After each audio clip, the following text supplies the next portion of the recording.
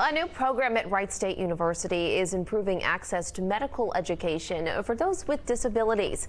Our Dennis Viviano spoke to the director of the new Disability Resource Professional Academy and has the story.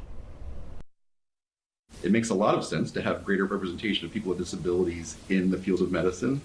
Tom Webb is the Director of Disability Services at Wright State University. He works with nearly 1,000 students with documented disabilities and helps to navigate their college experience both in and out of the classroom.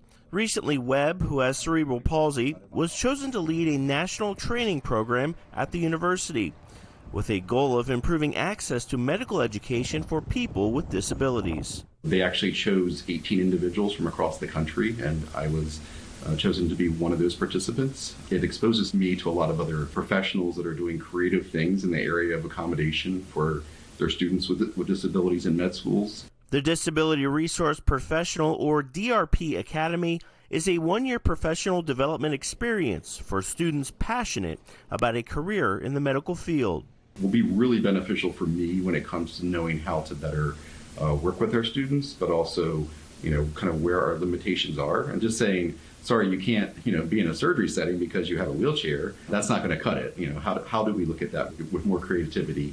Not only that, but Webb says accommodations are needed for medical students that have ADHD or processing-related disabilities. Could be something where they're using an Apple Watch to dictate or to talk to in terms of speech to text, some of the notes they might need to take, working with patients, working with clients. That technology wasn't available 10 years ago. Webb is no stranger to being in the public eye. He has been since he was a young child in Maryland.